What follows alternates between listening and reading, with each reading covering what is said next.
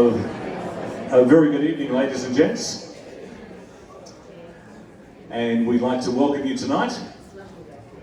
For you that I haven't met before, my name is Graeme from 2ST. And it's so good to see so many people out on a Wednesday night. It shows a lot of interest in democracy by the looks, doesn't it? Which is fantastic. Now, I'm just going to run through a few things just so we all know where we're at. And we'd like to welcome you all here and also the candidates here as well. Before we go any further, put your hands together for the candidates that have come up to speak to us this evening. Now, first of all, I'd like to thank the Southern Highlands Express for putting on this very important community event. And we'd also like to thank Park Proxy in Bowral for allowing us the room tonight and all the staff that are working for you tonight. So a big round of applause for Southern Highlands Express and also what used to be known as the Gibraltar. And of course, from 2ST, we're delighted to be supporting it as well. Now, the candidates, they won't be presenting opening statements. If you hadn't picked up a copy of the Express, Michael, the journalist who is sitting down here, hello Michael, first time I've seen you face to face. Michael's down the front there, and he has written some pretty good profiles of the various candidates, and they're profiled in the Express. If you haven't got one, just see Tony, and she'll make sure that you've got one so you can go through and see what's going on. And what we're going to be doing is going through a process of questions this evening. And Cristian King, who is the editor of the Southern Highlands Express, will be asking the questions. Now, some of those he's put together himself, others are from readers who did not wish to ask them from the floor. And Cristian has formulated some of those questions as well. Now, as far as timing is concerned, just a couple of things. It would be appreciated if candidate responses could be on the 2-minute mark, if you could keep them around about to 2 minutes. We're not going to keep a stopwatch on them or anything like that, depending on the issue. We're going to give you some latitude. But if Cristian directs you to kind of wrap it up, if you could do that within the 10 seconds that he asks you to wrap it up, and that way everyone gets a fair go.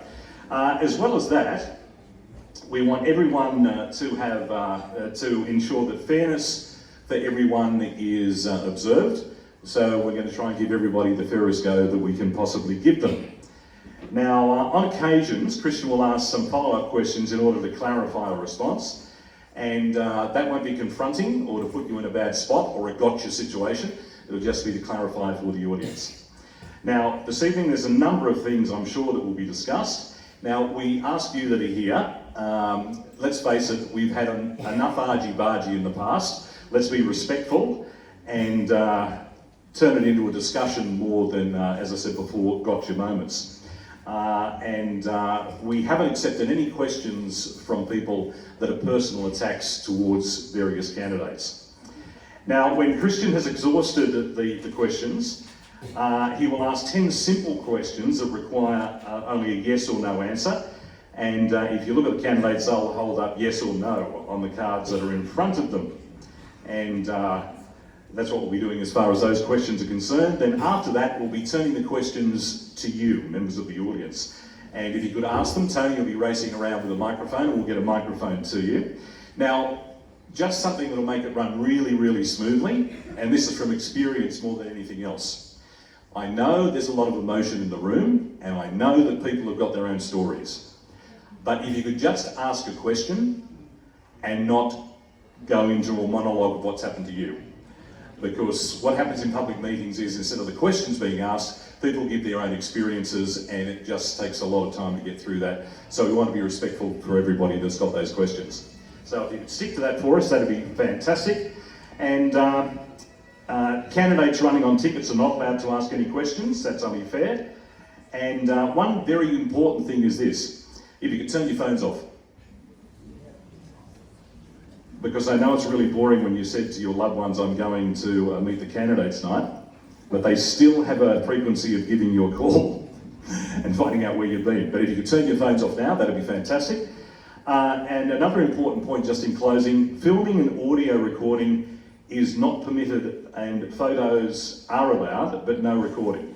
Now that's to allow the traditional media to report on the candidates' responses accurately and to avoid segments on how candidates reply from being edited out of context and broadcast on social media, which I think is fair enough. Filming and audio recording are only permitted by accredited media outlets. So if you could respect that, we'd really appreciate that. And that's a situation where Win Television, that may be here, 2ST, the ABC, Southern Highlands News, Southern Highlands Express or Highlands FM, they are permitted. There's no other filming or recording permitted. And that's only fair enough for the candidates, so they're not taken out of context.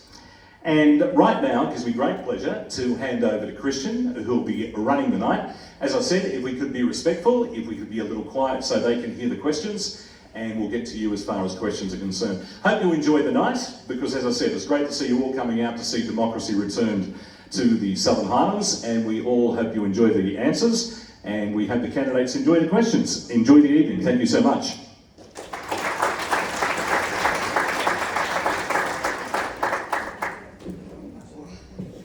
Good evening, everybody. Firstly, just as Graeme said, really want to thank you all for taking the time to come out on a cool evening. Just a couple things for disclosure. Yes, you may recognise me. I was an independent below-the-line candidate in 2016 for Wingecarribee Shire Council. Fortunately or unfortunately, I wasn't elected, but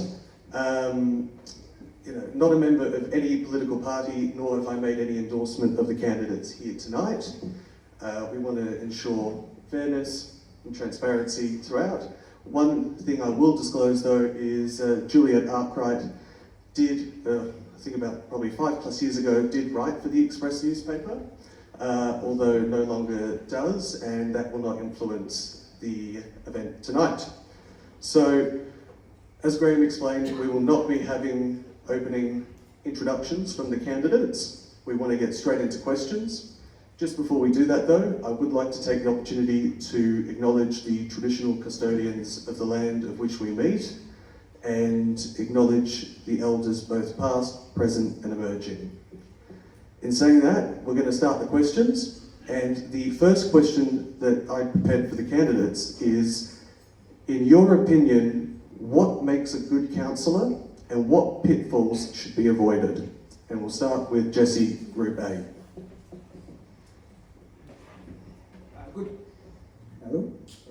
A good councillor works with the other councillors and doesn't descend into...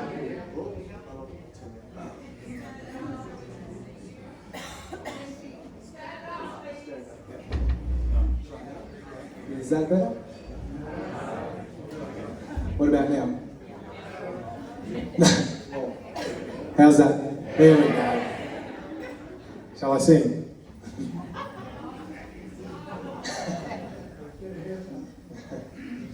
So a good councillor to me is someone that can get on with the rest of the councillors, someone that can leave their drama at the door of the chamber and run sound and effective meetings. To me, a bad councillor is someone that relentlessly petty, bickering and arguing and trying to win the daily headline instead of future-proofing our shire.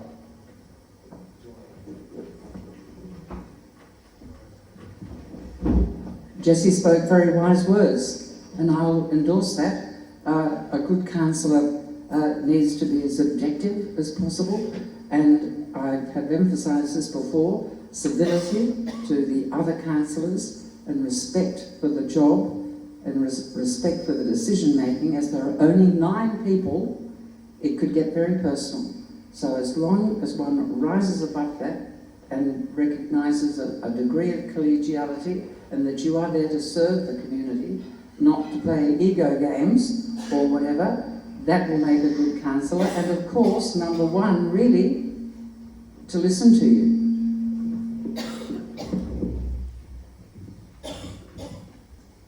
A good councillor shows respect for the community. We have a very diverse community, from Colovale to Wingelow, very diverse needs. I live in Mossvale, so what? It's about understanding the needs of all the different communities and respecting those needs. That's number 1. So you're there to show respect and to try and bring a council back that shows respect to the community. The pitfalls are pretty obvious. You work together. If there's things you don't agree on, you resolve them behind closed doors. You don't spend your time in the press having a go at each other. That'll just dismantle things.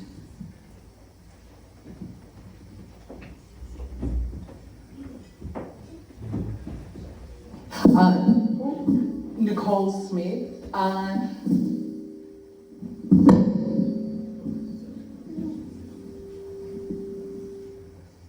Yeah. Is that all right? Nicole Smith. I think a good councillor and what the community wants is true community representation. Let's face it, we haven't had an election in 8 years. We need people who you can trust, who you can speak to, who will behave decently, and who will treat council like a good board of the community and act in the interest of our beautiful Highlands community, not in self-interest. Thanks, Nicole. There's very little to add after what's been already said, but it has been covered, and the big thing is, as has been said, you're elected to represent the community first. The other thing that hasn't been done and will hopefully be returned is you accept the decision of the majority. And if you accept the decision of the majority, then there isn't the white-handing that has been done in the previous councils. So that is, and as has been said, dignity and respect, and you will enjoy your years as council. Good evening, everybody, and I must say I'm very proud to be an Australian and to be part of this community to see face-to-face democracy. So I agree with that point, Graeme. I think we can all be very proud of that fact alone. So my name is Sara Moylan, and I'm from the Wingecarribee First Team. I agree with everything our other candidates have said. What I would add is leadership. And to be a good leader, you must deeply understand service. And to understand service is to put one's own personal preferences aside for the betterment of the community. I also think decision-making and open decision-making is very important. You need to be able to play the ball, not the person, and listen to each person's perspective, just like you would on a board of a public listed company. Take those ideas and synthesize them and advance to a decision. We need to move this council along and get decisions made for the betterment of the community.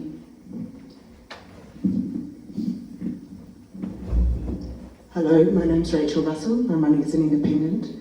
I believe being an effective councillor is about true community representation. It's about understanding that each and every one of us has a piece of the truth, and it's working with that for the best interests of the community. And it's going to be hard work. I know from attending council meetings over the last few years, if we're going to be effective as a council, it is going to take dedication if we're going to do some good. So, but I'm hopeful now that we have some good candidates that we can move forward with. Raymond Khoury, and I live at Colla Vale. Everything that my colleagues have said, I would put service to the community as number one. Unless you're there with the right attitude, unfortunately, one will deviate. And secondly, working together as a team. Now, for those who play team sports, we may not necessarily send each other Christmas cards every year, but on the field, we work as one. Sometimes you get your own way, sometimes you don't, and that's fair enough. But the main thing is respect for each other, understanding or making a serious attempt to understand each other, and then working together. Hi everybody, I'm Heather Champion. I'm the lead candidate for the Greens. I might say first, I think candidates, councillors that are really going to struggle are those who are doing it for the wrong reasons. People who go there for ego, for status, for personal gain. They're not going to be good counsellors because they're going to lose your trust, and there's going to be no open dialogue between them and the community. On the other hand, I think a good counsellor is somebody who knows that council is not a board. Council is our strongest tool for representative democracy, and it is the way that we build collaboration. We build collaboration between councillors, between the council and the council staff, and most importantly, between the council and the community. And a good counsellor is somebody who is going to create opportunities for you to have a voice. Lovely, thank you very much for that. Just quickly, Heather, I just wanted to ask as a follow-up. You said in regards to... sorry, don't know why that's happening. Sorry, one of them, there we go. Thank you. Sorry, just a quick follow-up I wanted to ask was, you said that candidates shouldn't run for the wrong reasons, those running with ego, etc. Are there any candidates on the table now that you believe are running for the wrong reasons? Yes.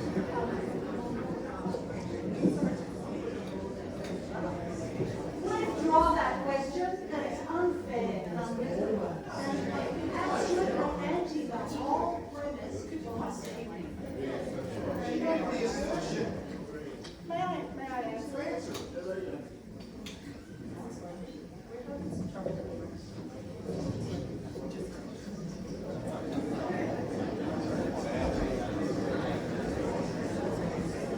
Thank you, Rachel.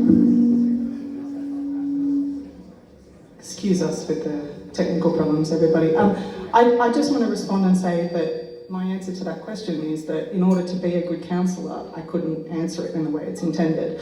I think that in order to be collaborative with everyone that I hope to work with, I don't want to start a process of backbiting and personal blame.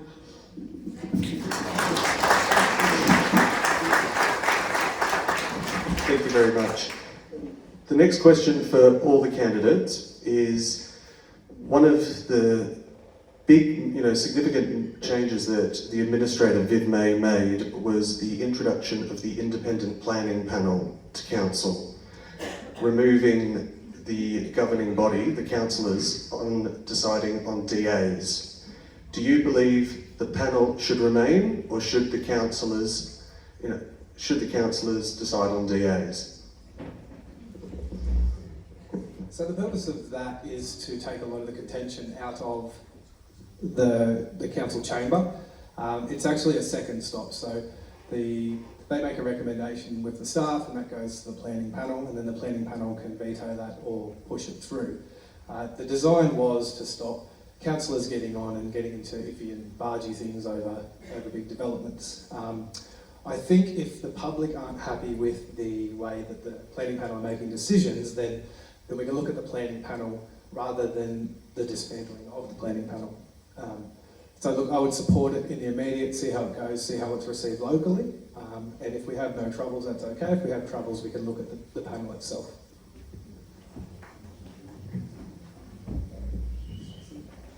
Yes, in previous councils, a lot of things, for want of a better term, turned custard because of the battles with councillors over DAs, and sometimes regrettably influences behind some of the councillors. So I think it was one of the main reasons why the Independent Planning Panel, and we're not alone in having one here, but I think the basic principle that I would support is that it's fair enough to ask that question, but I think it would be, certainly in my opinion, presumptuous to say tonight, oh yes, we'll keep it forever, or oh no, the first thing I'd like to do is get rid of it. I would like to see those of us who are elected with our feet under the table, and then as councillors look at the situation, perhaps carry on for a while with it.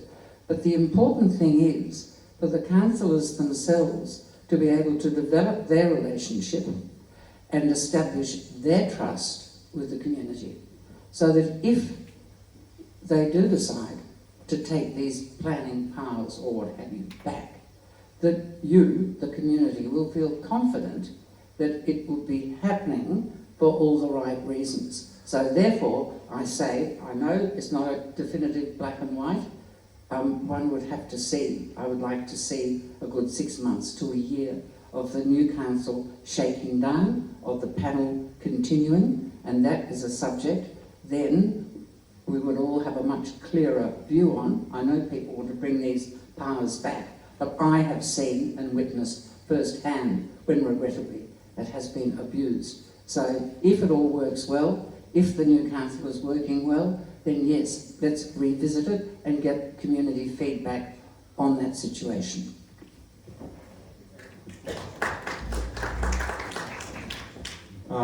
I think like a lot of things, it'll need assessment when we first, if we're elected, but everybody in this room probably over the years has heard stories, discussions in the, within the community about, oh, that thing got approved because such and such is on council and he or she has connections to developers, etc., etc. Having a planning panel actually keeps those decisions at arm's length from the council, and it probably leads to a different mix of people on the council. So from my point of view, having that arm's length thing actually works well for the community and reduces a lot of that tension in the community. And so I, like Juliet and Jessie, I support keeping it in place in the first place and then having a good look at it, but they're my overall instincts on it. Thanks.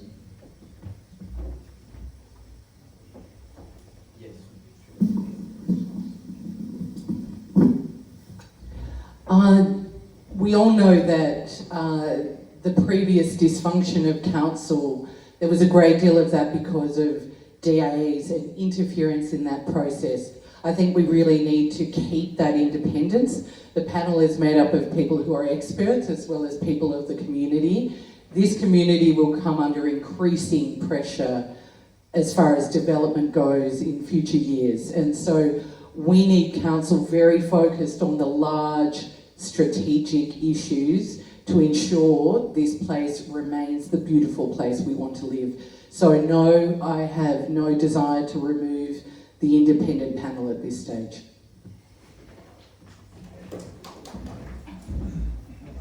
You never ask a question without knowing the answer. So this question was last asked on Monday night. And I had in the back of my mind that the comments from the back of the crowd were not correct. So I have done a bit of homework, rang the Deputy General Manager, Mark Pepping, who was in charge of all the planning matters, and this is mandatory. We're not going to have any say in it anyway. There was a passed by state government that the minister in the metropolitan areas, Wollongong, Sydney, Newcastle, would have planning panels. It was then decided that if there were any councils outside the metropolitan areas that wished to have a planning panel, then it would be adjudicated and a decision made by the minister. That has happened in Wingecarribee. The only way that the planning panel can be disbanded is by the minister's resolution.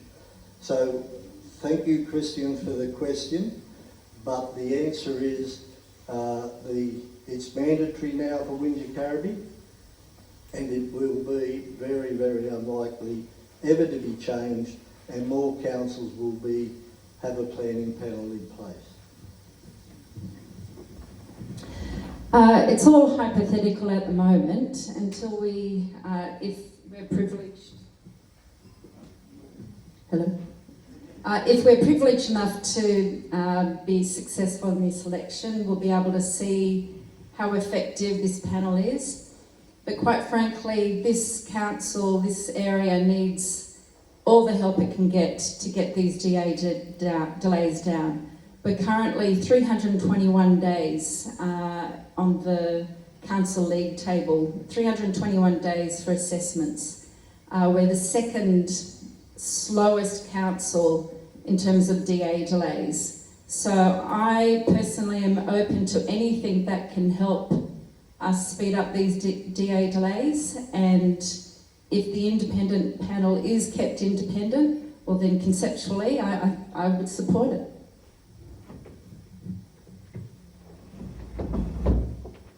I've been pleased to see the rigorous process by which the experts are chosen for the independent planning panel. Certainly there are benefits to having it in regards to the integrity of that process. It also enables some community input, and I see it as a step forward for our area that we have it in place now, and I am relieved that we have it in place. As an interim measure, I would keep it in place with a review a few months later, seeking community input, and then assessing it from there. If it is mandatory, well, we would have to take that into account. On this issue, the Greens' policy is that participatory decision making is the best way forward, and in principle we believe that the community are best placed and their representatives are best placed to make decisions. However, I think in this instance something that's really important for our Shire is to rebuild trust in the processes of council, and so I believe that in this instance it's appropriate to give the planning panel some time and see whether the community feels that it is functioning for us, and then we can decide whether that's appropriate. I do agree with a period of giving it a period of experimentation and then review, and I would add that even if this does require a ministerial decision to repeal that decision, then we can seek that. One of the roles of council is to advocate for their community to the state level. Thank you very much. Sorry about that. Sorry about the microphones, everyone. It worked great at the sound check earlier. Anyway, so the next question I have is from John Burton of Mossvale, who emailed it in to us. And the question is, what do prospective councillors think about the number of staff vacancies, and how do they plan to support a general manager to fill them with qualified people who will stay for more than a few years? This is going to be led by a cultural change within the new councillors. So we have, I think, only a 70% staff at the moment.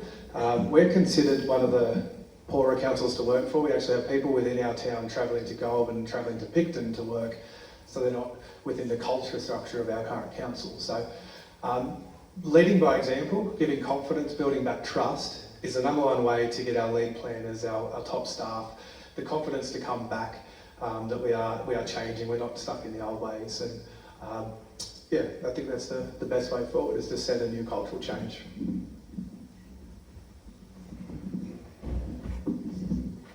Yes, absolutely. They were heading out the door in droves when the councillors were at each other's throats, and you couldn't blame them. It was a nightmare place, I would have thought, to work for. So leading by example is the surest way to secure the staff, because if you look at it objectively, we live in this wonderful area. There are a lot of services, there are wonderful schools. You'd think it would be a dream job for a youngish person with a family, a planner, engineer, something like that, but they were staying away in droves, and people with those qualifications, as Jessie said, were heading to Goulburn. I knew a couple who went to Kiana, all over the place, but here. So it will be the older story in the book. Lead by example. Help set the tone of a strong and stable council where we are supportive and we are all familiarised and understand completely the Local Government Act, which underpins everything. And then I think you'll find, what's the old expression? Build it and they will follow. I think it's all of our job to help in this area. If you think about the last 20 years or so, multiple layers of government have contracted things out, thinking it's actually cheaper to do it that way, and then we're 15, 20 years down the track and we find actually it's not, and we lose the local knowledge. So we've had a thing in council this year, it's been passed around between 3 different contractors, the conversation starts again every time. So the community's paying for this and the clock is running. So it's up to all of us to show respect for the council staff. One of my ideas actually in a question to Cristian is once we have a new council up and running, I think we should run a thing in the paper every week, an interview of one staff member on council, where they get to tell us what they do, what pride they have in their job, a bit about them personally, so that we start to feel connected again to who's working at council, and they start to feel pride in the community again.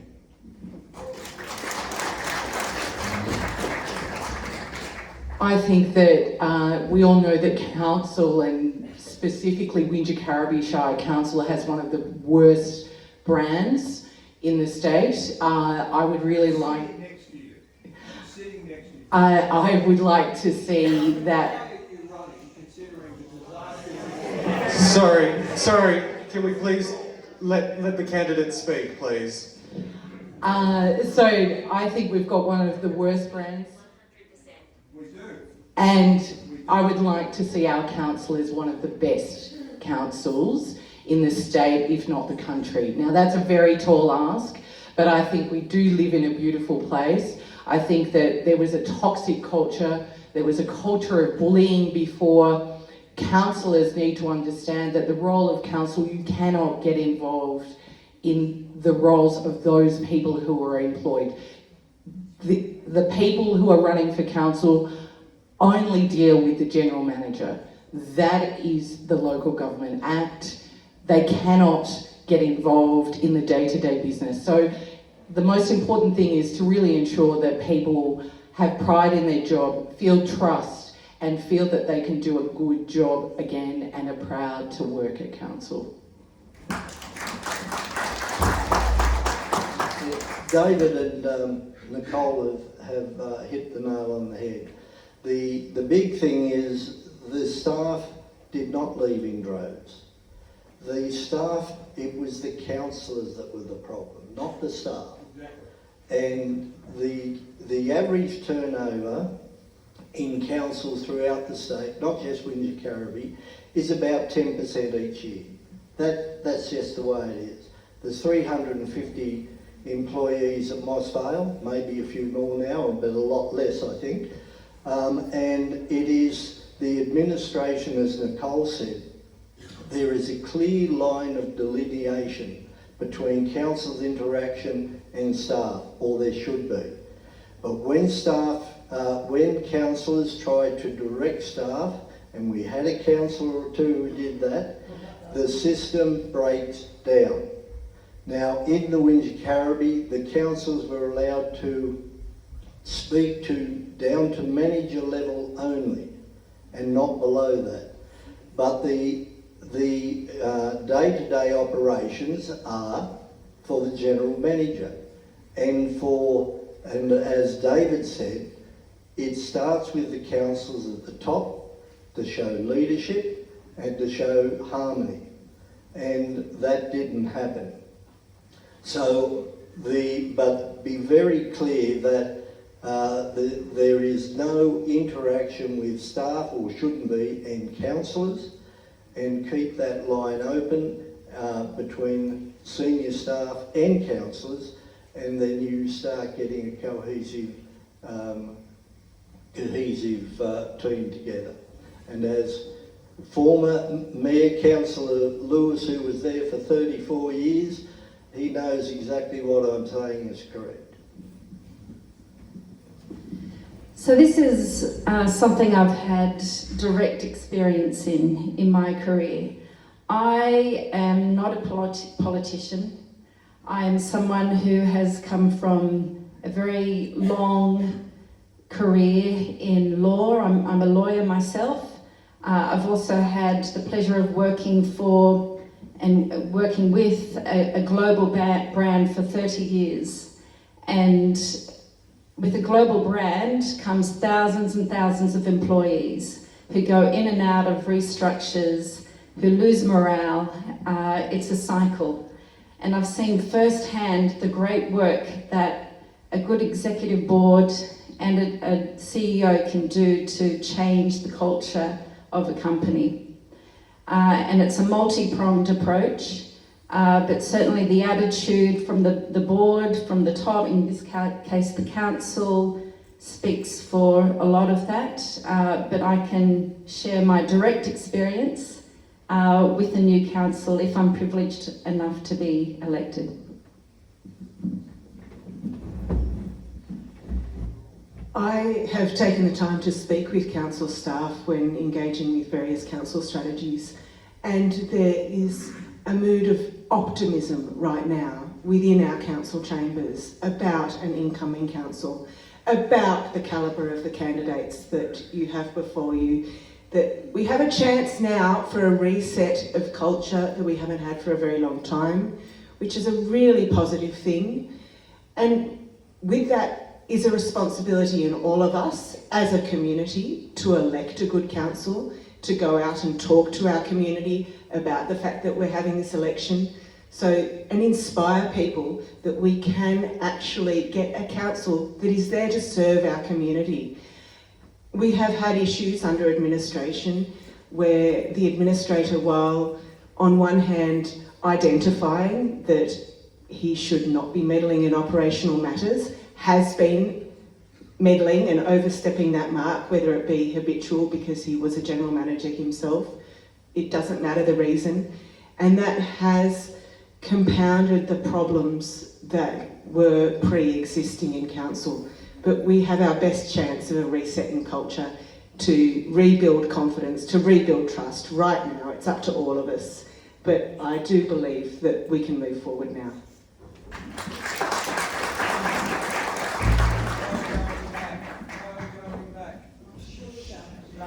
The councillors' number one task is to build trust and confidence back into the council.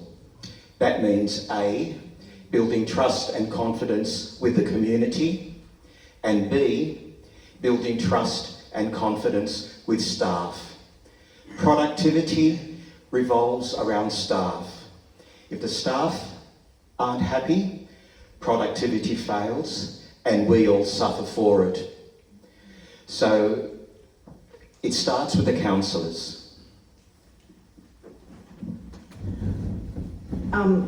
I absolutely agree that this is a moment of cultural change, and I'm very optimistic myself.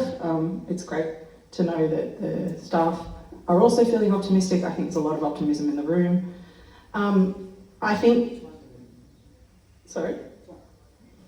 Excuse me. To have a difficult working situation where you are not trusted, where the people that make the decisions about what you do with your time and direct you change their minds, micromanage, it's extremely demoralising. And I think that the people that work for our council have not had their expertise recognised, and the difficulty with working under those conditions has driven them out. And I think it's very, very unfortunate for all of us that we've had the turnover that has meant loss of skill, loss of expertise, loss of continuity with all the projects that we've been trying to get done. And the solution to that is, as has been said a few times, for the council to place trust in the staff and to ensure that they feel empowered to do their jobs as they see fit. Thank you very much for that. The next question. Ask me a question. Okay, sure.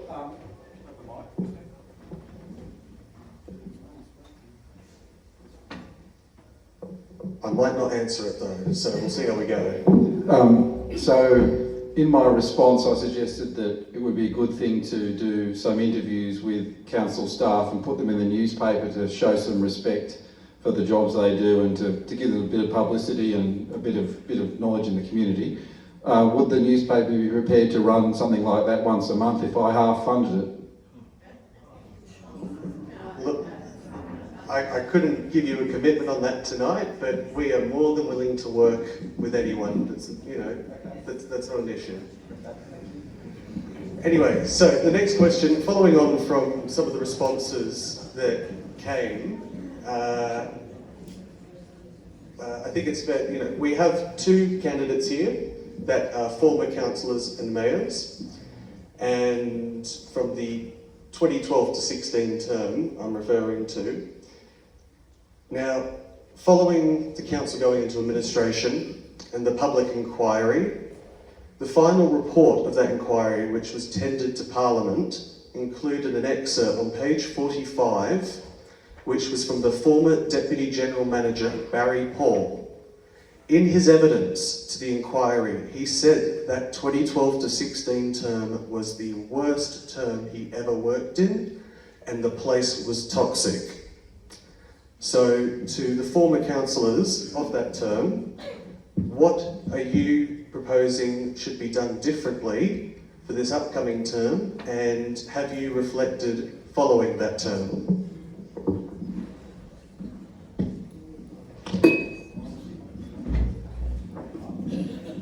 We're a bit economical with the microphones here, so I'm sorry about that. Right, I served from 08 to 12 and from 12 to 16, as you brought up that subject of toxicity. Yes, I am living, breathing proof that there was, and I did not create it. My problem was that I existed.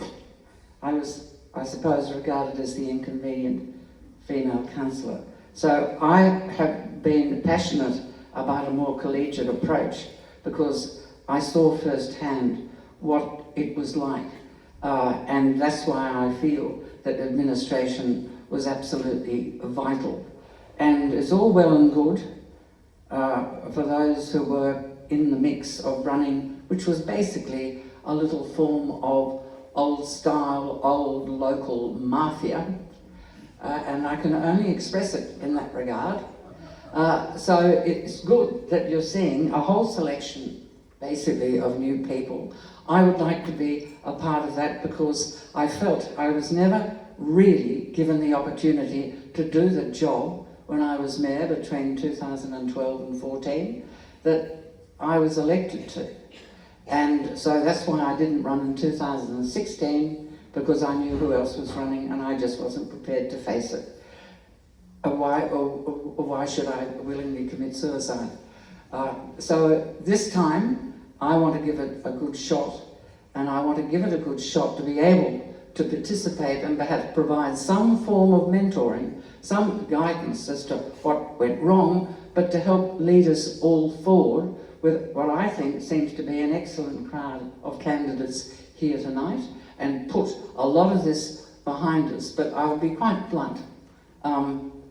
I did not run in 2016 because I did not wish to be associated with the vast majority of those men who had been running the show for some time. And I pray God, naturally, I pray God that you do decide to elect me, but I also pray God that you look at these other candidates as well, because this is going to be your best chance. And I want to have a crack at just offering to them a chance for me to give a little bit of guidance and expertise so everything gets off to a good start.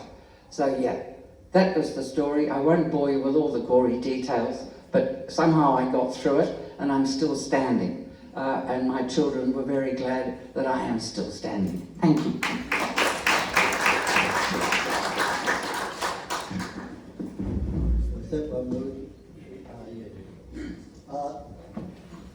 That is the elephant in the room, and it has to be addressed. There was the biggest issue from the... Just a bit closer to your face, Duncan. The biggest issue from the... Yeah, just hang that one up there. There's something wrong with that mic. The worst part about the whole thing is there were 3 councillors identified by the Commissioner. And the comment was to me on what would be the way to improve it. But you've got to go back to the cause. And the shame of it all was that there were councillors who did not accept the majority decisions that were made by the council. It was during the worst time of this council in the history. The fires of 2021 and then COVID. And over 20 council meetings were done by Zoom. Now, if you want to interrupt a council meeting, all you've got to do, especially when you're on Zoom, is just overtalk the other person. And then you white ant the decision. And that went on for 12 months. And the situation was getting to the point where one councillor was described as outstandingly bad by the commissioner. Now, he didn't agree with everything that I said, and I'll read you a comment.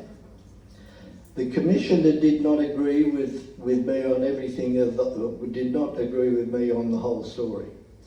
He said there was lack of leadership, which of course was pointing at me as the mayor. I can only say that nobody could have controlled a councillor who was determined to defy the chair at every occasion and bring the council down. That is not to say that I haven't learnt anything from what was done, and hopefully I've done so. And as for the council staff, I am still very good friends with senior staff. I think I'm the only councillor who has been asked by former general managers to act as their referee when they have gone for another position. And I am pleased, I'm proud about that. So the Commissioner also found that there were problems with staff morale, and this again comes right back to the administrator. He went in there and he sacked and he gave cash commissions for people to leave. He said, if you don't resign, we'll find something to sack you with. So there is a backstory to this, and I'm the brunt of it because I was the mayor. But remember, you did vote for me at the last election and gave me the highest personal vote, and you gave me 20% of the vote. And that I am very proud of, and for the council to have let you down in the way that it did is a blemish on this council, a blemish on me, because I have hopefully represented you over the last 25 years in an honest, diligent and committed manner. So rather than throw rocks at me, I would like you to reflect on what I've done for the community. Thank you. Okay. Did any of the other candidates wish to make a comment? No, that's fine. We'll move to the next question. So, just over 2 weeks ago, Wingecarribee Shire Council unveiled the new Wingecarribee Performing Arts Centre, which is a new state-of-the-art facility. Question for the candidates is, should Council continue to seek funding to repair and restore the Mittagong Playhouse, or do you think we should aim for a purpose-built facility to serve the community?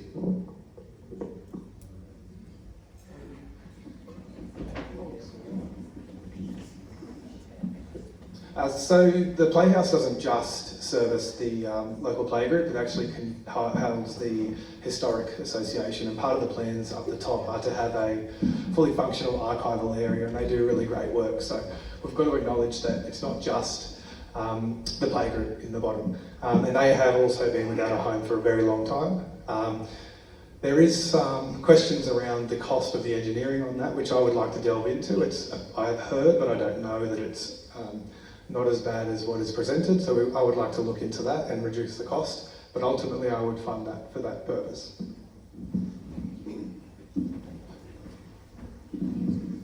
Yeah, thanks for that. Jessie.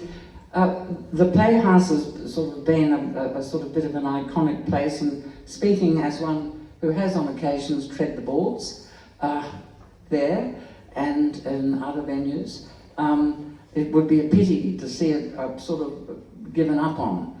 And it's right, we need to look into it because there are all sorts of odd things that happened in 2018, and it was suddenly closed down. They moved in, they ripped out this, that and everything else and rendered it completely useless. I would be supportive of a performing arts centre, a proper theatre, because at the moment in the Southern Highlands we do not have a theatre that passes muster to stage visiting professional theatrical groups. So Sydney Theatre Company does tours, other companies do tours, but they don't come to us because we can't provide a theatre, a community theatre, that cuts the mustard. So I would be supportive of that if something on the lines of a sort of public-private enterprise scheme can come up with, because I think we regard ourselves as being a bit of a cultural hub, but without a proper performing arts space, a proper theatre, I think we're sadly lacking. So I'd like to see the Playhouse, you know, put back to some form of basic use, but if as a more strategic plan, and bearing in mind the budget is very, very tight, if we can still keep on the books the idea of building a proper purpose-built theatre that would seat around about 350 to 400 people, that's the criteria, to have visiting professional performing arts troupes visiting, that I think would be of long-term advantage to the Southern Highlands. So I guess I want a bit of both, but you know, why not? Give it a go. Thank you. The current Memorial Hall and Playhouse is an iconic building. It's an iconic site. As part of preparing to run for councillor, I met with the Gair Historical Society over a couple of hours and got shown through the building. It's a beautiful building that has not been in use for about 6 years, perhaps longer, I don't know, is it 6 years? 2018, so it's about 6 or 7 years. Not against chasing grants, but I don't want the perfect to be the enemy of the good. The people who use the facility have briefed Jessie on the options to bring it back to function, and it's not multi-millions of dollars. So we've had 6 years of no use. If we keep chasing grants and have another 6 years of chasing grants and this thing's still not used, it's a poor outcome for our community. So I think we've got to make a pragmatic solution, and there are options here that are not overly expensive. Thanks, David. I think that I care very much about heritage. I care about the arts. I will disclose I'm on the board of Nunacoolera, and that regional gallery is a fantastic example of what can happen when a passionate community that has worked for something for 20 odd years with some really brave people can come together and create something magnificent for our area. So I am supportive of restoring the Playhouse. I think it's terrible that it's going underused, but I am also supportive of a larger, clear arts and culture plan, which really brings together all of the arts within our community and celebrates what we're known for, and that will bring a great deal of joy and celebration in the Highlands. Yes, I mean, we're a big enough society now, a big enough Shire to look toward that. The shame of it is that the refurbishment of the Barrow Memorial Hall was to take in consideration the lack of drama theatres in the Shire. That the plans that were drawn up and the brief that was given would be that the Barrow Memorial Hall would be refurbished with the knowledge that it would be basically taken into account for unamplified music. However, a new administration arrived and changed through, and so disappointing. The refurbishment is magnificent, but it was taken away, the design was changed to take away the theatre. And that's where the theatre group should be as well. The Mittagong Playhouse has major structural problems. I don't know whether it can even really be refurbished or perhaps dismantled and built somewhere else, because the structure in the roof has been so badly compromised that councillors just did not want to close it. But the advice was the unsafe nature. Now, is that going to be worth looking at repairing, or as Nicole has said, and David, that long term you look somewhere else? But it is long term. It is long term. So it can be a priority, but it will be unfunded, and that will have to be a project not for this council and not for next council, but for grants and money put aside for a drama theatre.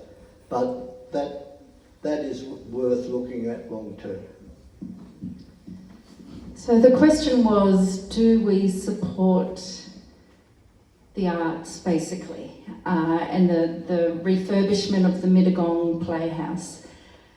And I would say, of course, personally, I support the arts, and I would love the refurbishment of that beautiful Mittagong Playhouse. But I support more responsible financial management and governance. We need to look at the books. These are all false or hollow promises. This council, this community deserves some honesty. These are our rates that we're talking about here. There are far other priorities that need money put towards them. And the number one priority that every person I've talked to in this community, and was the number one priority in the 2022 survey, was potholes. You've got it.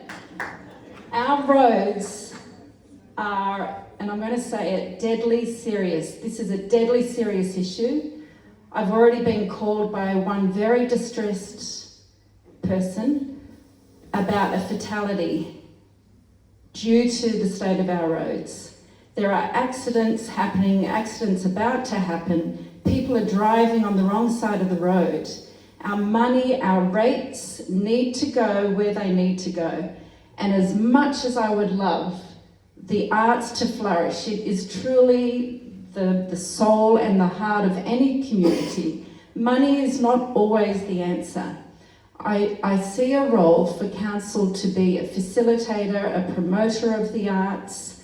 There's other ways that we can promote the arts. We can get council to facilitate the various creative organisations, the various creative minds to come together and think outside of the box. How else can this be funded? I look at the Lackey Road cricket proposal. As I understand it, that's not needing any council money. And that was brought together through commercial interests. So money is not always the answer, and our rate too precious. We need to put downward pressure on them and support our people through putting the money to those potholes.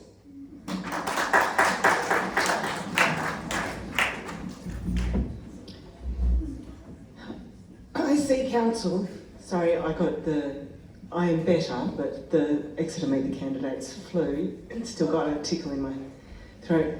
I see council has a very important role in supporting the infrastructure for a safe, healthy and prosperous community, a vital community. Our arts and culture strategy is currently underway, please everybody contribute to it, because it is important to bring our community together for cultural activities, and we do need the basic infrastructure. It will promote our economy if we have the infrastructure that supports visiting, touring theatre groups. I know that the approach has to be via grant funding, because we are on a tight budget and we do need to watch where our rates go. That will require some contribution from council. It will require collaboration with the community that will be using those facilities.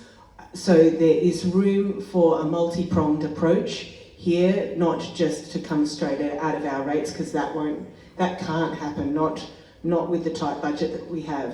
But it is so important that we have these facilities to create that vibrant community that we all want to live in. We live in the Southern Highlands. There is no reason why we shouldn't be able to find the resources and be resourceful enough as a community to be able to fix our roads and have cultural activities too. We can do this, we can, but we have to think outside the box.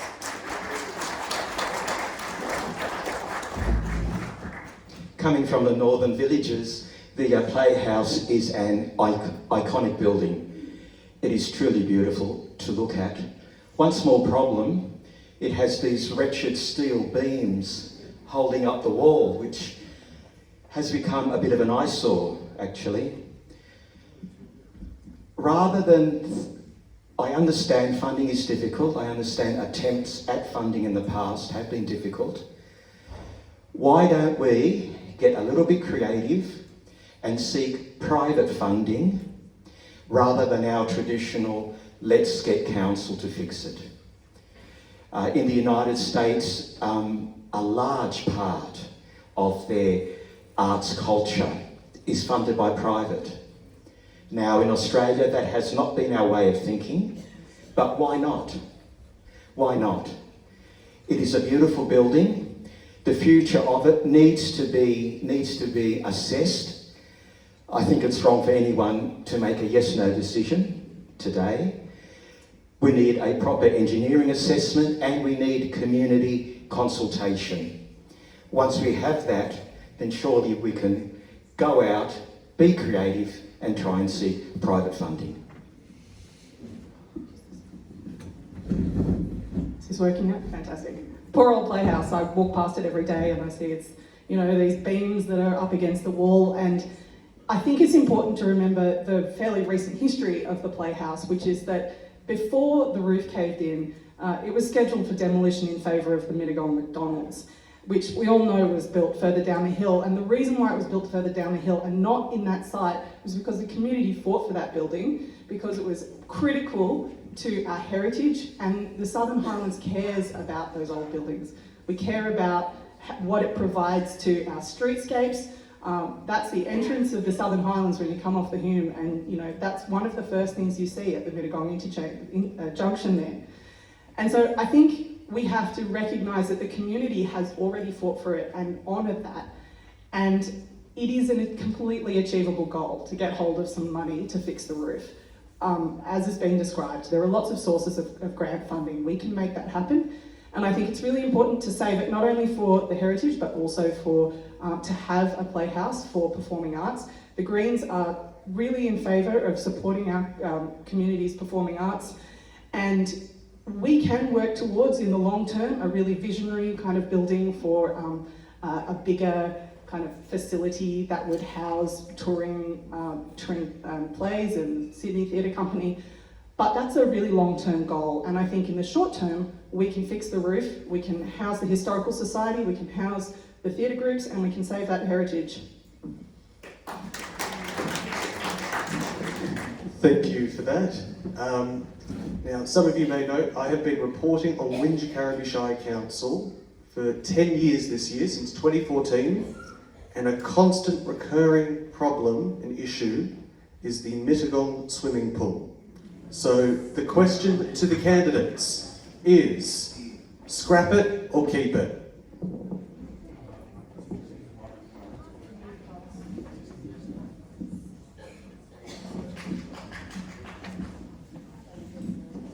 So I personally grew up going there for footy ceremonies and splashing there as a kid, so I'm very attached to Mittagong Pool. I would support the reopening of the pool, but I would like to preface that it's irresponsible of me to make the statement without saying the following. There is substantial structural damage to the back of it. There is potential structural damage inside of it. There is also the risk of flood. Now, there is a consensus that it's been flooding since the development, which is not correct. So the Historic Association has told us that since the 1920s, it has flooded. We all know it's in the lake, in the middle of the river, and it has flooded many, many times. So therefore, when we look at it, you have a cost to fix the back wall, a cost to potentially fix the pool, a cost to move items out of the way, a cost to mitigate the flood so that it doesn't flood again. And whatever that cost is, we all have to sit across the table and see if that's reasonable. So whilst I absolutely support it, I don't want to be disingenuous and say, yes, I'm going to ram it through, because I genuinely don't know what that cost will be.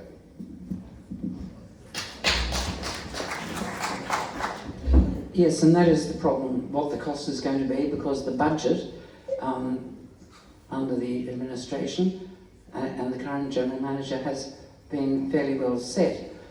So I think, again, it's another issue that a newly elected council would need to look into. Jesse's got the knowledge there. It is built on a creek, on a lake. It does have enormous emotional attachment to people, particularly around the Mittagong area. What I would be loath to see would be a mega sports centre going there, and the sacrifice of the Bundanoon and the Barrel Pool.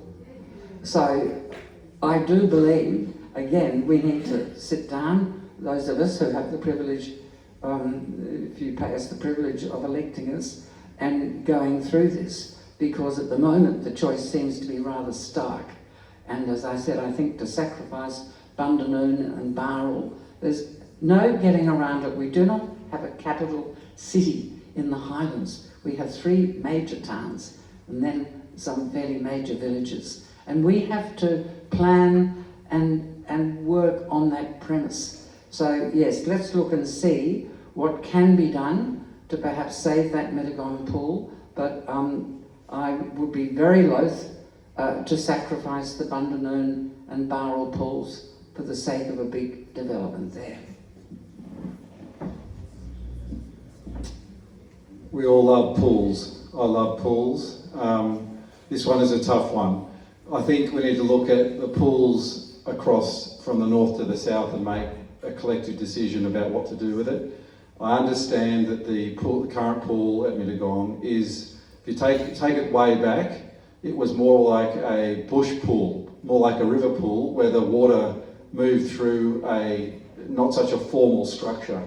What's happened is we've built a kind of formal, concrete, solid thing in a watercourse, and when we get lots of rain, we get cracks in the pool, and I'm sure Duncan has got more history on this, we have to spend a lot of money to repair it. It's in its current form, and I'm no engineer, but I've spoken to a lot of people about it.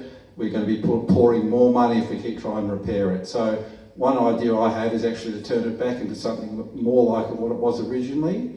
When I first moved to the Highlands, I was looking for these bush pools around the place and I couldn't find them. That's one way of doing this, to make sure we don't keep pouring money into it. Thank you. I agree, it's a beautiful, Mittagong Pool is a beautiful area, and if you walk to 60-foot falls, which I do often, you can see that beautiful natural landscape that Mittagong has. I would like to see some creative thinking around this one. Millions of dollars have been poured into it. It's clearly not functional, but we do have architects, we do have designers. There are creative ways of dealing with complex problems. So I would really like a more creative approach to that and get some people who really know what they're doing and understand how we could potentially take that back to that beautiful, original, more natural landscape, but still have a functional sort of place for the people of Mittagong and the northern villages. I just direct you to a pamphlet that has virtually every question that's being asked tonight in there, and hopefully the answers to your satisfaction.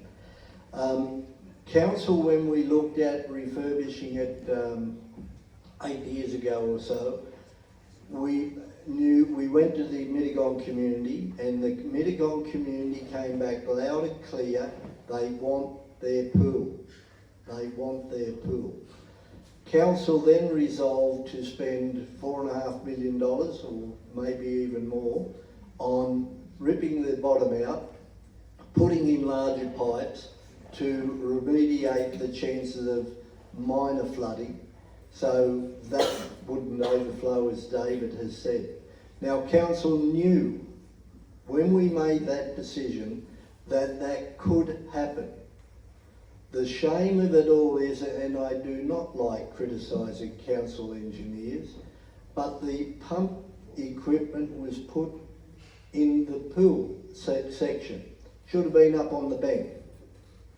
And the liner that went in, the epoxies that they now make, don't need that sort of liner. So the whole strategy was that if we did get that sort of flood, that we would pump it out, clean it out, and go again. That was the long-term strategy. As I say, the design and what happened should not have happened. It did, and we are left with a pool that the public absolutely love. I learned to swim there way back when, and I will make in priority as to make it workable again, functioning again for the people of Mittagong and for the northern villages, so they can enjoy what has been there, as David said, I think about in 1920s or somewhere about there.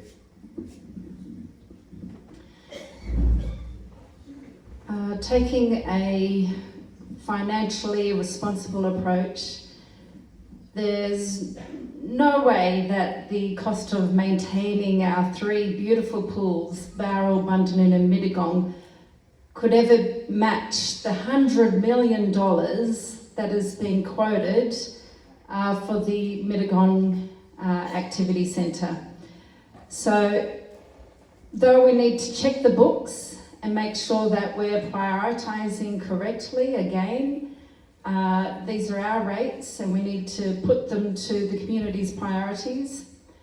The cultural significance of the Mittagong pool, the Bundanon pool and the Barrow pool, I feel is being ignored in this new proposal for the Mittagong Activity Centre.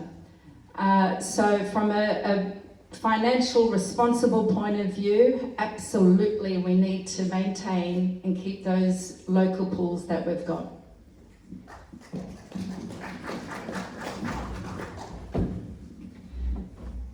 We need regional pools. We live in a regional area. Mittagong services not just Mittagong but all of the northern villages. My understanding is that some minor damage to a wall, not the pool itself, there's no structural damage to the pool itself, is what I have been informed by former engineers that worked at council. We did get the insurance money to move the electricals back up out of the flood-prone zone, and then it is just that matter of cleaning up like we do after every flooding incident around the Shire, cleaning up the pool and refilling it again, and we have a facility that's there for the community. There is so much concrete in that bed, it's not going anywhere. It would be very, very costly to re-engineer that in any way at this point after the work that was done recently. So the most cost-effective option, we will obviously have to call for a business case on this, but in order to provide a facility for our community so they have a local swimming pool, so they can have infrastructure they need for safe, healthy community, the social well-being that comes with our community pools. It is, I believe that this will be the most cost-effective business case to just use that insurance money that we got, move the electricals, clean it out, fill it up, and open the pool again.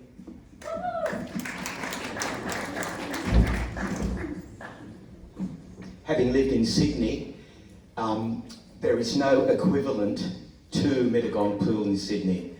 It really is something very special. We've heard slightly differing views. My view is to reassess the situation from an engineering perspective, have a fresh look at it, get costing, consult with community, and let's see what comes of it. From a purely emotional perspective, I 100% support its cleanup. I think local, publicly owned, publicly run pools are an absolute cultural touchstone for everybody in Australia, and they have to be open air and locally available. And so that means Bundanoon, Bowral, and of course the Northern Villages. I think that, in order to rehabilitate the space there, if we were to even stop using the pool and decide not to rehabilitate it, we would have to rehabilitate that environmental space. There would be a massive cost to doing that. We cannot just abandon it and leave a giant concrete hole in the ground. So I do think that this question has to be balanced against the alternatives and not just seen in light of the expense of repair.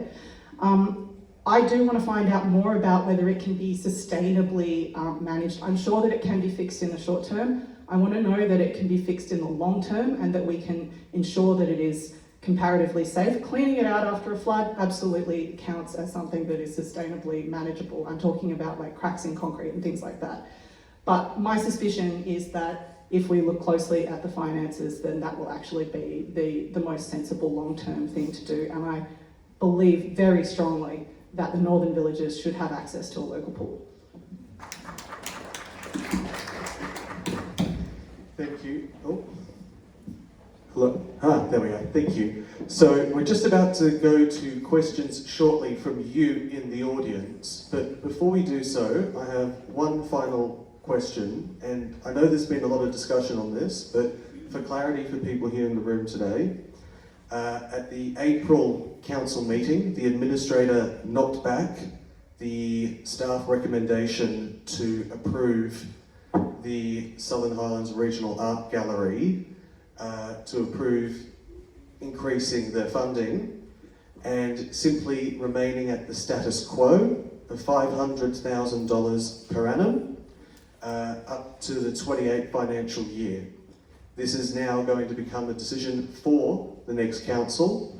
So the question is, should the council continue funding this gallery? And if so, should it continue funding the gallery? And if so, do you believe that amount should increase or decrease? Bearing in mind that other galleries, including the BDAS Gallery in Bowral, only receive a few thousand a year from the council. So what we have to take into account with the gallery is it's essentially our proxy regional gallery. So you have in our surrounding other areas, they all have galleries, and the cost to build that is about 12 to 15 million, and a run cost of about 2 million a year is what our neighbours are paying. We're currently, at 500,000, we're currently getting a proxy regional gallery for 30 cents on the dollar.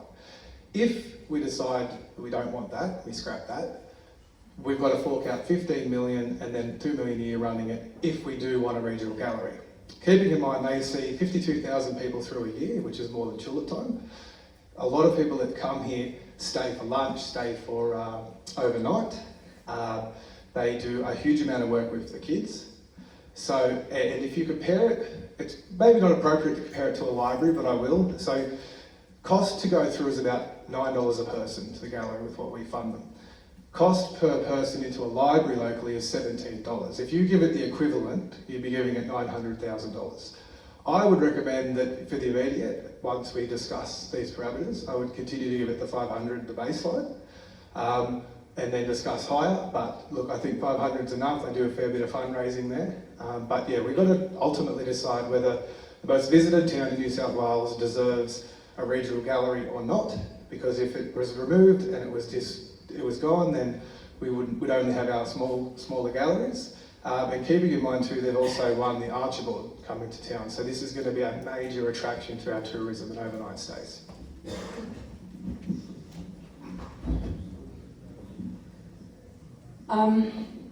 There's been a long history of having a regional art gallery here in the Southern Highlands, and there was a proposal a few years back that a regional gallery be built on council land on the shore of Lake Alexandra, near where the infamous or famous Mittagong Bowling Club was. Anyhow, I do wish to point something out over this. This is a bit comparing this gallery to other galleries, regional galleries elsewhere, is very much comparing apples and oranges, I'm afraid. It has been stated that council does not, nor should not, perhaps heavily support what's called third-party assets. The community, the council, does not own the land, does not own the building, and to be regularly contributing to it. I have to say I'm not too sure about the visitation figures. I've heard different figures quoted with this. I don't believe it's a case of saying either the council puts money into this or it's going to shut its doors and run away. We did have a discussion about this in Bundanoon the other night, and certainly through private giving, about 800k was raised at one dinner.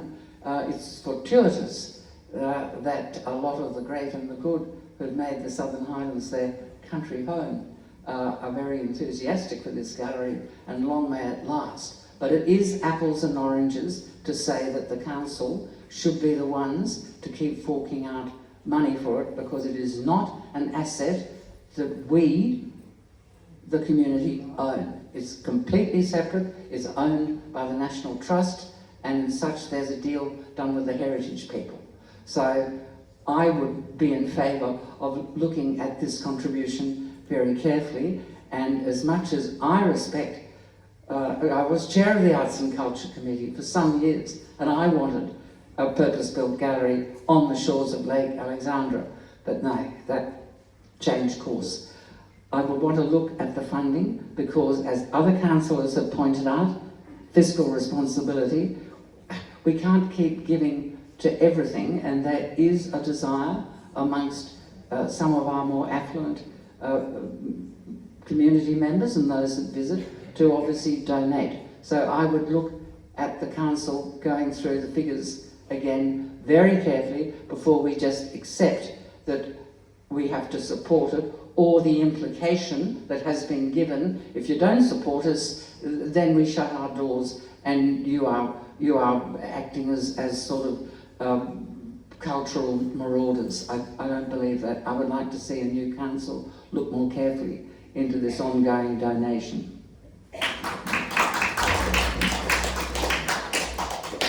This issue was the most controversial issue on Monday night at the Bundanoon Meet the Candidates event.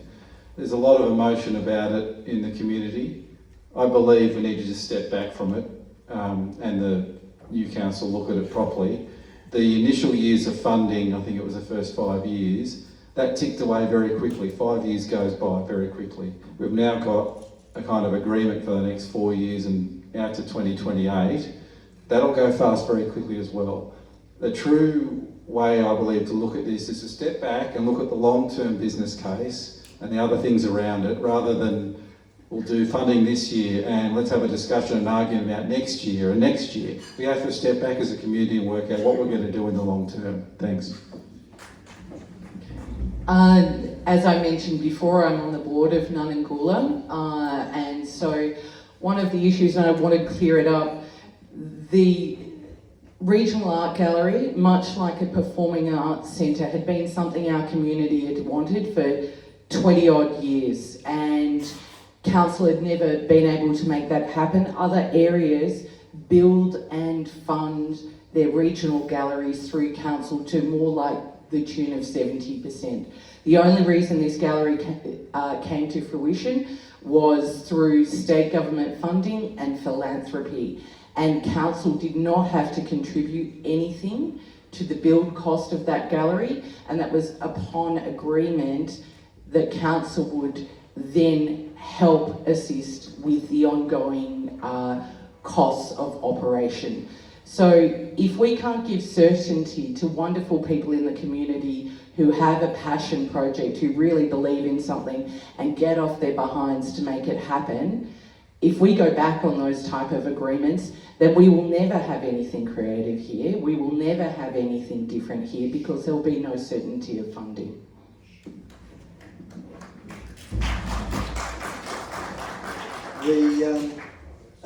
The council is, what Nicole has said is correct.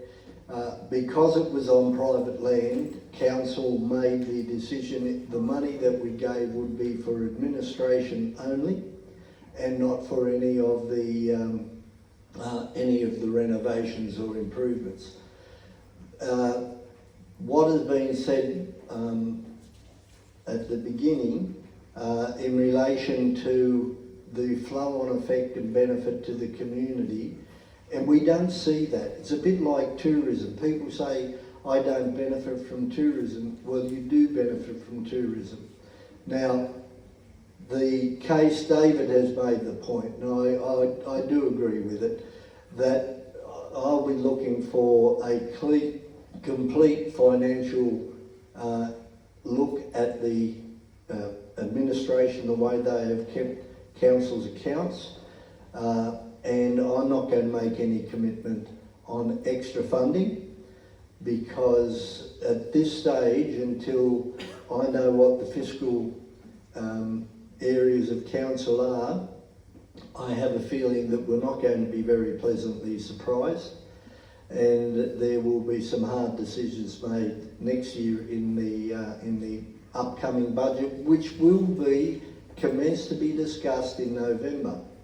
So that's the preliminary, so it's not very far away. But to try and say in 3 years' time we'll increase the funding to such and such is premature, but I will support the position that the council has given to the gallery at this particular point of time. I've had the pleasure of a number of lunches at the Gallery, and it's a beautiful centre that we've got there, regional gallery, and I'm very glad that we have it. But do I think our rates, our hard-earned rates, need to go towards that $500,000 figure I heard? No, no, no. I think council has a very important role to play to promote the gallery and facilitate the creative organisations and agencies. And I do think that there's a lot to be said for self-help, and I know that there'd be a lot of commercial interests that would go towards that $500,000. But we need to be economically responsible. We need to look at the books. Our rates need to go to the priorities, the top priorities of this community, which is potholes.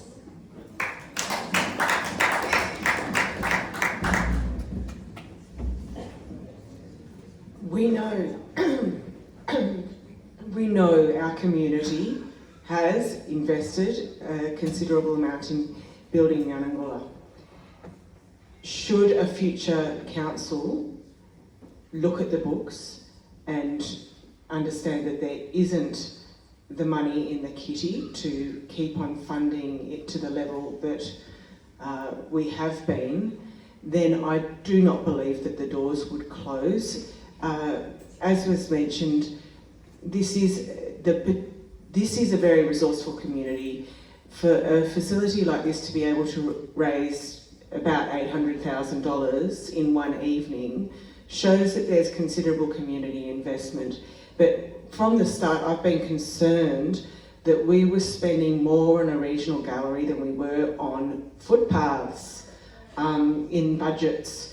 And to me, we haven't been looking at our priorities and actually funding our priorities. And I've kept on watching budgets for essential items be stripped.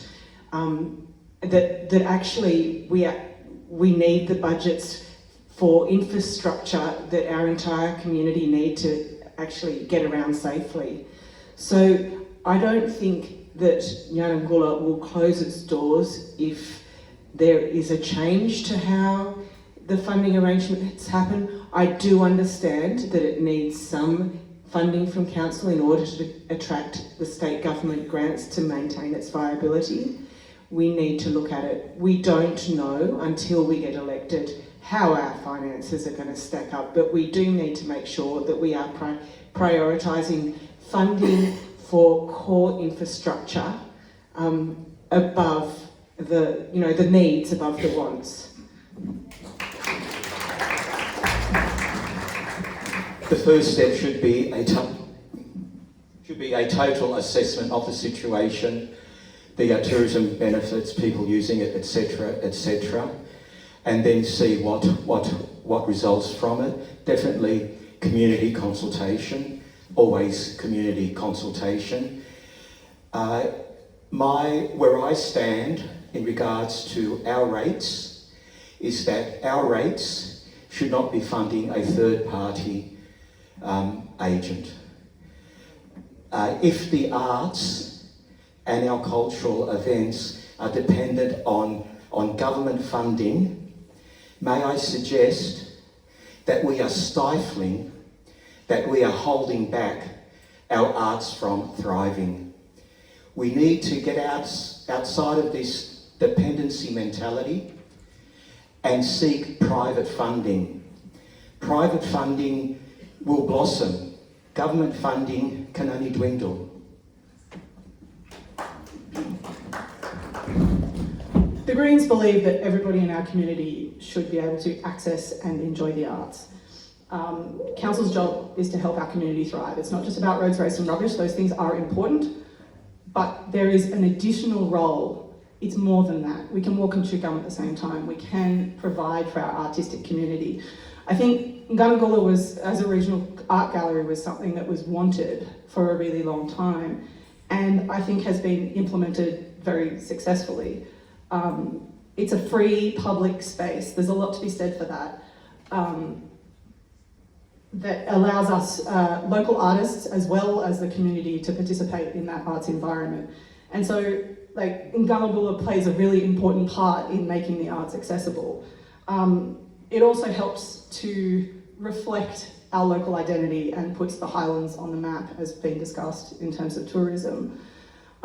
So this is a piece that is, the arts play a really important role in speaking the story of ourselves back to ourselves. I think Ngunangulla has really contributed to that locally.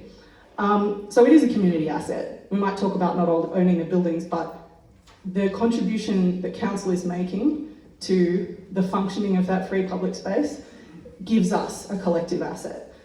As such, because we are putting public funding into it, there should be transparency to the community around how the money is spent, consultation on how it's spent, and so that the organisation remains accountable to us collectively.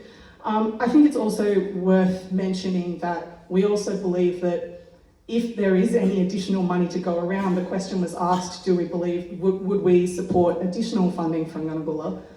If there is any additional money to go around, which there's questions around it, we need to see the finances, I would suggest we consider equitably distributing that to some of our other community arts organisations, in particular Barrel District Arts Society, which receives a tiny fraction of what Ngunangulla receives. All right, so we are now going to go to the floor for questions. So if anyone has any questions, if you please raise your hand. There'll be myself and Tony coming around with microphones. Here we go. We'll start with you, sir, but can I just ask that all questions be limited to 30 seconds? Cristian, how are you? Just a quick question to all 9 councillors. What do you understand to be the character of the Shire? And this would relate to flooding, fire, size of lots, and what's the architectural, what is the actual, how would you describe Wingecarribee to someone who didn't know about it?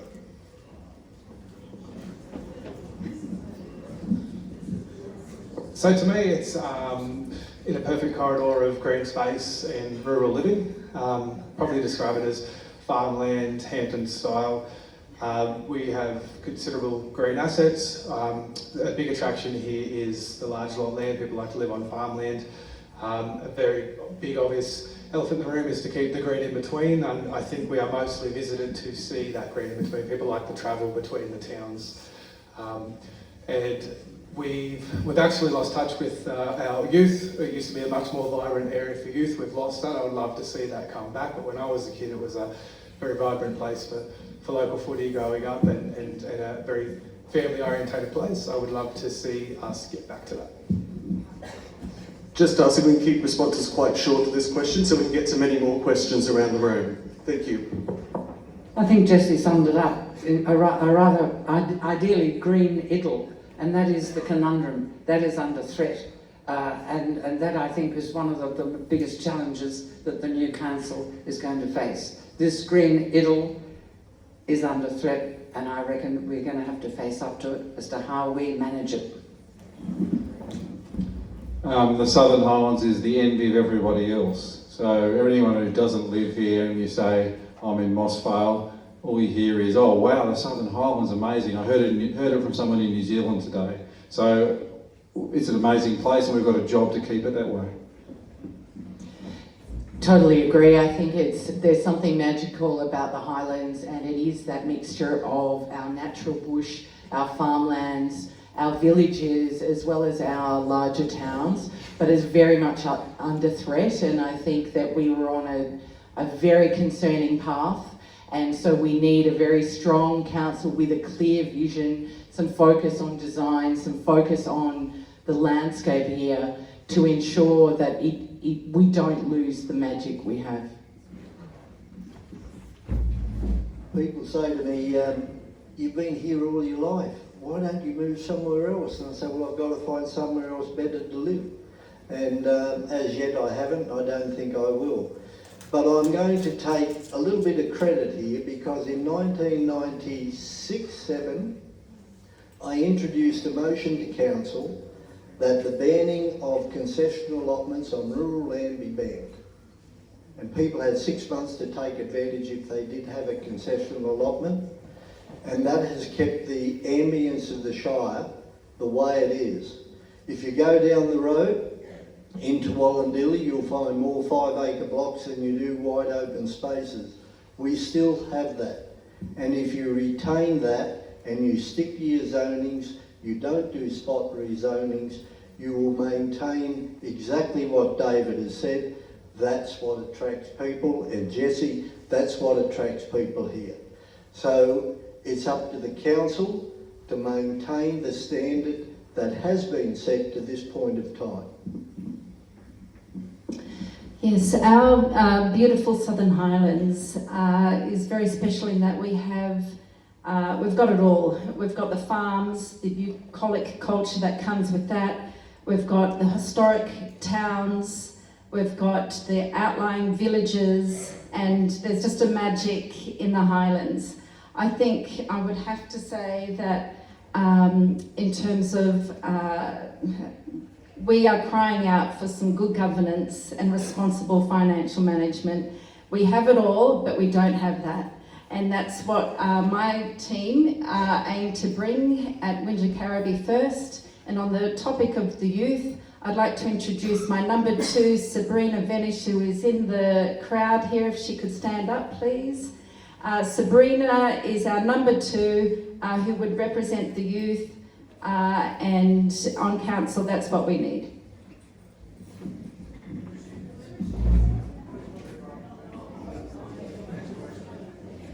We are in one of the most beautiful areas in the country, without doubt. And repeatedly, that distinct character of the towns and villages is touched upon in the green landscape. We have to be on the front foot to protect that. We look to Europe, we need to look to Europe, who followed integrated transport in order to make sure that people had a really good, viable way of getting around an area, like a choice that wasn't purely based on cars, so connecting up footpaths, making sure that kids can walk and cycle to school. Those basic infrastructure boxes we've been missing, and we need to get straight on top of it, because if we don't, we'll lose our vital small business community that needs those integrated transport options to remain viable. Otherwise, you end up with everyone at a big shopping mall and a big multi-storey car park. And one of the things that I come across repeatedly is about how vibrant our communities are. We've got CWAs in every area. We've got all of sporting communities. We've got all of these wonderful groups. This landscape supports so many beautiful community groups. But to maintain that at this point with the development that we've got being pushed on us from the federal and state governments, we need to be on the front foot, and I'm here to help.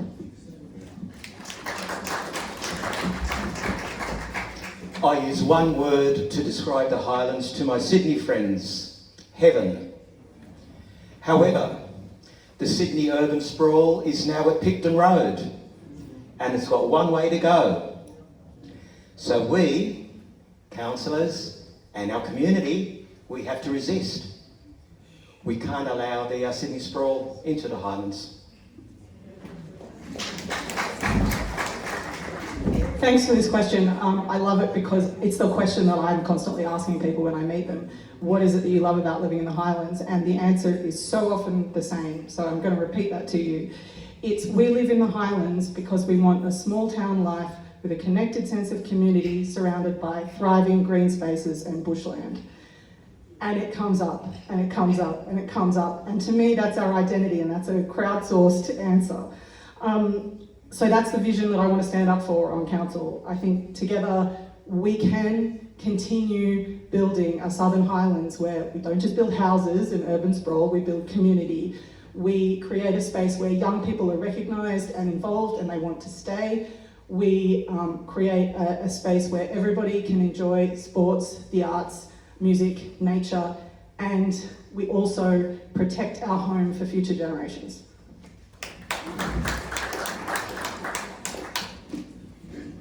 Can I just add, we've got some great candidates with very similar ideas on this point.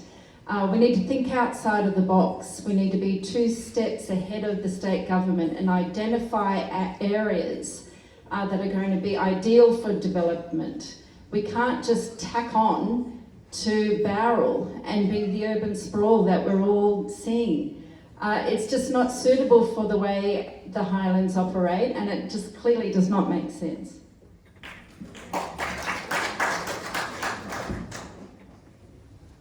Hi, Peter Smythe. I've been an avid council watcher for 30 years. I only want a yes and no answer to save us all from the torture of 9 answers this same. Call me old-fashioned, but there seems to be an appetite in the community, and I'll just quickly explain why I asked this question. There will be 9 councillors elected.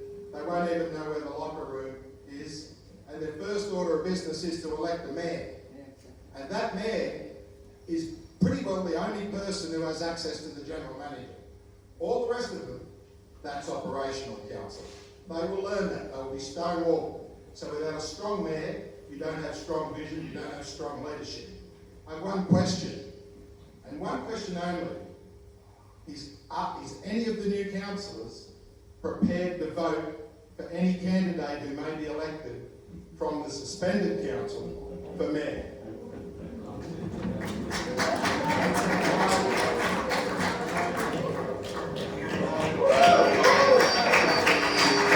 That is, we have 7 no's, 1 yes, and 1 abstention there. Anyway, here we are. So,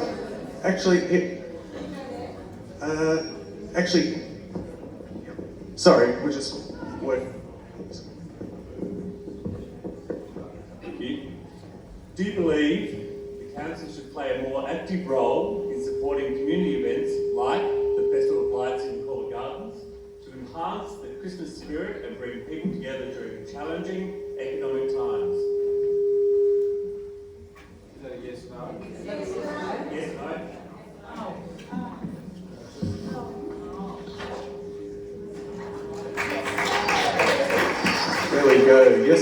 across the board. Okay, so we need support and funding for activities like this. We're not getting the funding at the current time. Funding is way short this year's and it may not go ahead. So we really need the council's support to continue these community events.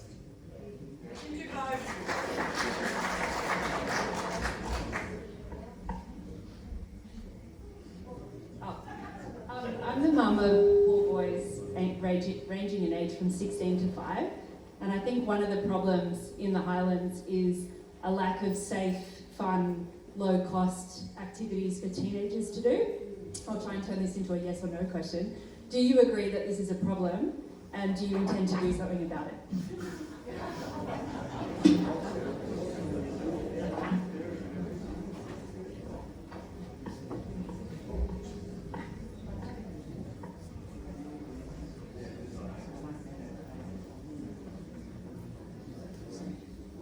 I walk around the region a lot, and I walk regularly to a very high point in the region where I oversee the flood occurrences that occur quite regularly. So I'm profoundly baffled by the South Bowral development, having seen the region precipitated on numerous occasions, and I'm interested to know the level of support for that master plan. I'm not anti-development, I'm not anti-accommodation. I just find it extraordinary that it's being developed on a floodplain. So, firstly, before you get to that question, can we just ask the candidates, as yes or no, do you support the Bowral South New Living Area Master Plan? That's a very hard question to answer. So, no, okay. Fair enough. Let's hear them out. Let's hear them out. So this is one of the things that we're being foisted on by the government. I do not support the master plan in its current form with the flood as it currently stands. There are very compelling arguments in the community that the current flood studies have missed vital parameters and an upper dam wall. So unequivocally, it will not be going past me without extensive flood, looking into the flood studies before anything moves forward. And if that changes the way the master plan is, so be it. I support that argument. The flood studies are inadequate, and if elected, I would support that they need to be looked at much further. But I also believe this master plan has some serious flaws, and one of which has been a total lack of, a lack of community consultation, and if I might even suggest, a slight disingenuousness over community consultation that's limited it as much as they can possibly do. So the first thing that I would urge fellow councillors, if I'm elected, is to extend the public consultation, because this master plan is a Shire-wide development. It's not just going to... This goes back to your question about what does the Highlands mean? Well, this is the first one, the major one to tackle. So I would look at a new council of sitting down with the staff and opening up the whole debate, if one can, and as deeply as possible. Time's getting on. I agree with both of those answers. Agree. I think clearly the flood studies are problematic, and I think that we need to take a more considered approach. We can't rush this one. Yeah, Jesse's right. The master plan, the way it is 2,200 homes or whatever. You'll always find that the developer will put in their highest development request, and then you work backwards from there. Council is under legislation must allow areas for growth. Otherwise, the state government will make it for us, and you want to be in control, not the state government. So, subject to all the dots. The I's dotted, T's crossed, then there will be, I think, sub-development there, and to what extent will depend on a revised flood study and working with the developers. Unfortunately, this is, as I understand it, already gone through, so we must accept that this is happening. No, sorry, that's not correct. It hasn't gone through yet. They're just going Exhibition. through. They're going through the process. The Yes. gateway determination. It's still early days. Yes, so I think we need to learn from this. We need to be 2 steps ahead of the state government. And as I said before, think outside of the box and identify areas that are more appropriate. The floods are a concern. Those poor people won't be able to get insurance. The scale of it is too big and inappropriate. I'm very much pro-appropriate development. Look at East Bowral and how well that's gone. We need to think outside a box. What worked 10 years ago just won't work today.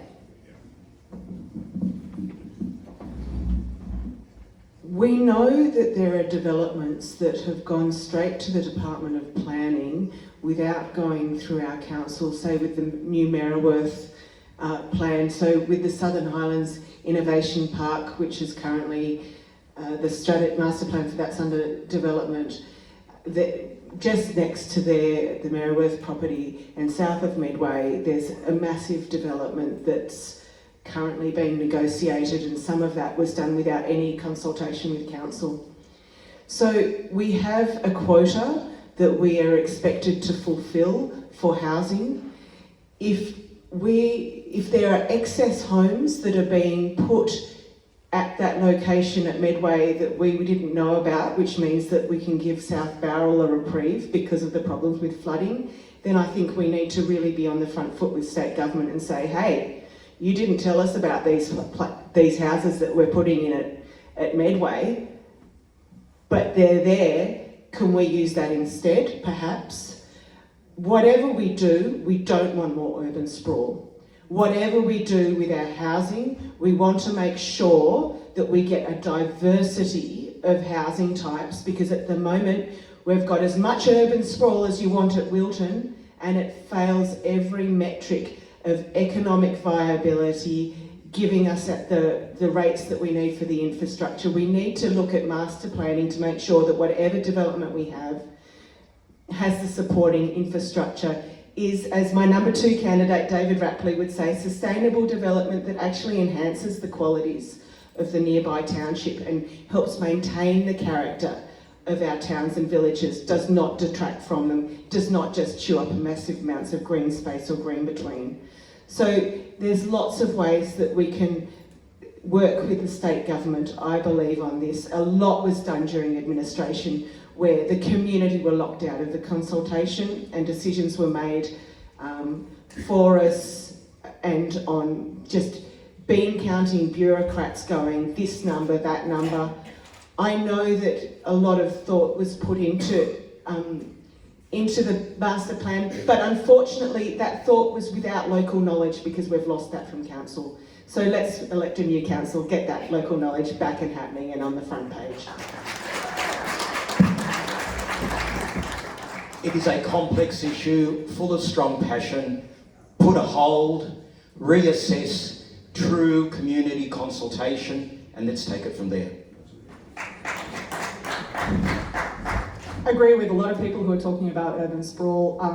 Our position on sustainable development is that in order to control that, we do need to identify strategic locations where there can be a diversity of different types of housing, where those spaces are walkable, are supported by infrastructure, and have supported by public transport and walkability. Some of those goals are identified and achieved by the plans for South Bowral. However, not all of them are, and I'm seriously concerned about the flooding risk, and I would be very interested in finding out more about the flooding risk and assessing that more deeply, and also bringing the South Bowral plans into greater consultation with the community. All right, thank you, candidates. Now, we have reached the end of the evening, although I just have a quick couple yes-no questions I'd like to ask that I think the audience would be interested in. And firstly, I'd like to ask the candidates, yes-no only, have you entered into a preference deal with another candidate?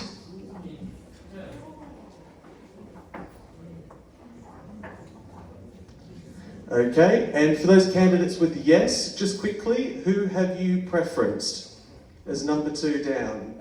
Group B. No? Okay, fine. And the other one I wanted to ask is, do you believe that the council should sell any of the council-owned golf courses to address the budget deficit?